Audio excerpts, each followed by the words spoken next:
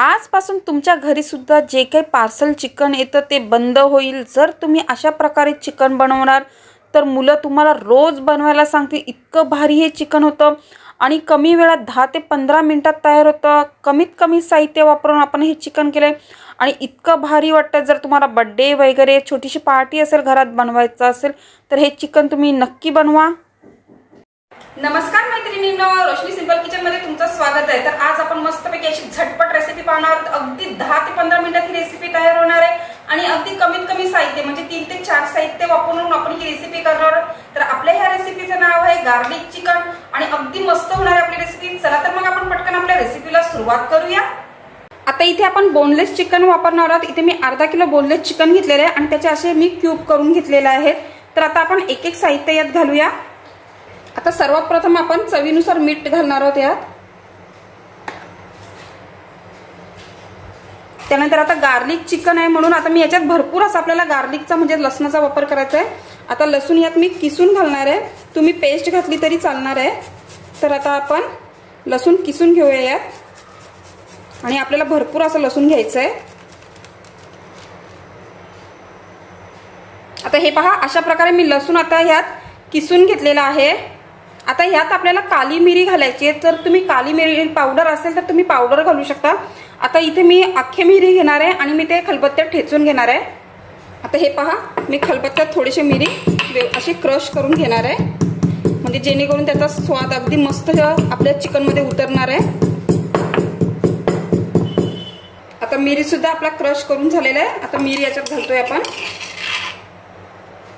कारण ह्यात आपण अशा कोणत्याही जास्त मसाल्यांचा वापर करणार नाहीये म्हणून जी काली मिरी आणि लसूण घेतले ना त्यावरतीच आपलं चिकन अगदी खूप भारी लागणार आहे। आता आपलं ते सुद्धा घालून झालेलं आहे। आता ह्यात आपल्याला आणखीन एक हे पीठ घालायचं, ते म्हणजे मी मैद्याचं पीठ घालणार आहे। तर आपल्याला मैदा इथे जास्त प्रमाणात नाही वापरायचं आहे, तर मी ते 2 चमचे मैदा घालणार आहे।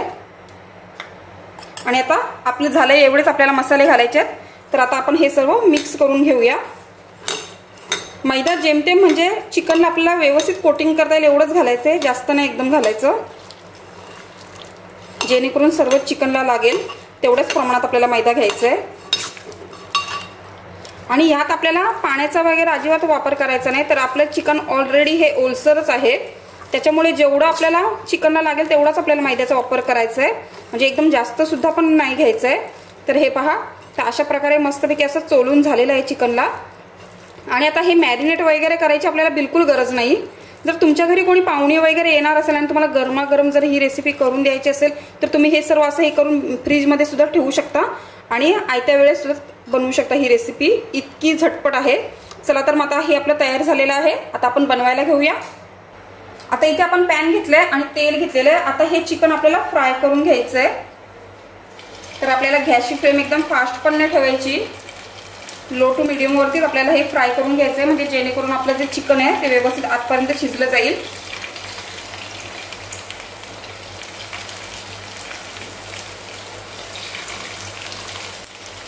अगदी तुम्ही असं जरी दिलं मुलांना खायला तरी खूप आवडेल। तर आता मी अशा प्रकारे सर्व पीस व्यवस्थित फ्राय करायला घेते। हे पहा, अशा प्रकारे आता मी सर्व चिकनचे पीस व्यवस्थित आता फ्राय करायला घेतले आणि आता आपल्याला चिकनचा रंग चेंज होईपर्यंत आपल्याला व्यवस्थित दोन्ही साईडनं फ्राय करून घ्यायचं आहे। तर आता आपण दोन्ही साईडनं व्यवस्थित फ्राय करून घेऊया। आता हे पहा मैत्रिणींनो, आपलं चिकन तुम्ही पाहू शकता सर्व बाजूने मस्तपैकी असं गोल्डन सारखं फ्राय करून झालंय। आता आपल्याला हे चिकन काढून घ्यायचं आहे। आता मी सर्व चिकन काढून घेतलेलं आहे। तर आता आपल्याला तोच पॅन यूज करायचा आहे पुन्हा आणि तेच तेल थोडंसं राहिलं घेतलंय आणि आता रिचपणा येण्यासाठी मी यात बटर घालणार आहे। बटर घालून झाल्यानंतर आपल्याला मी बारीक चॉप केलेला गार्लिक घेतलाय, लसूण घेतलाय, तो आपल्याला घालायचा आहे यात। थोडंसं मिक्स करून घेऊया। आता ह्यात मी आता तुमची जर लहान मुलं खाणारी असेल तर मिरचीचं प्रमाण तुम्ही कमी करू शकता। तर मी मिरची घालते। त्यानंतर शिमला मिरची ही ऑप्शनल आहे, पण शिमला मिरचीचा स्वाद पण भरपूर खूप छान लागतो यात, तर तीही घालूया। त्यानंतर मी चिली फ्लेक्स घालते थोडंसं, तुम्ही तुमच्या आवडीनुसार कमी जास्त करू शकता। आता थोडीशी गॅसची फ्लेम थोडी फास्ट होऊन हे व्यवस्थित जरा परतून घेऊ आपण। आता तुम्ही पाहिलेच असणार यात आपण आल्याचा वापर अजिबात केलेला नाहीये, तर आपल्याला ह्यात लसणाचा स्वाद पाहिजे म्हणून फक्त आपण लसूणच वापरलंय. तर अगदी 1 मिनिट हे थोडंसं परतून घेऊ आपण. आता आपलं हे परतून झालंय. आता मी यात अगदी थोडंसं मीठ घालायचं आहे आपल्याला. त्यानंतर मी यात पुन्हा 2 चमचे मैदा घालणार आहे. तर मैदा सुद्धा थोडासा आपल्याला परतून घ्यायचा याच्यावरती, म्हणजे त्याचा कच्चेपणा निघून गेला पाहिजे. तर आता आपला मैदा सुद्धा व्यवस्थित परतून झालाय. आता ह्यात मी पाण्याचा वापर करते. जर तुमच्याजवळ चिकन स्टॉक असेल तर तोही घालू शकता.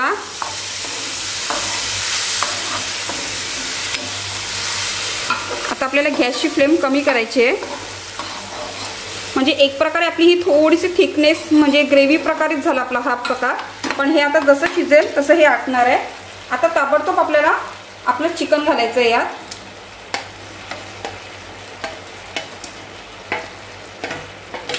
आणि चिकन व्यवस्थित आता ह्या ग्रेव्हीमध्ये मिक्स करून घ्यायचं आहे. आता तुम्ही पाहू शकता आपल्या चिकन आता चांगला ग्लेज येणार आहे ह्याच ग्रेव्हीमुळे. आणि जशी ही आता शिजेल तसं हे आता सुकत जाईल. तर हे पहा मस्तपैकी आपलं गार्लिक चिकन तयार होत आहे. तर व्यवस्थित हे मिक्स करून घेऊया, म्हणजे सर्व चिकनला व्यवस्थित हे मिक्स होऊन जाईल. तर हे बघा मस्तपैकी असं तयार झालेलं आहे.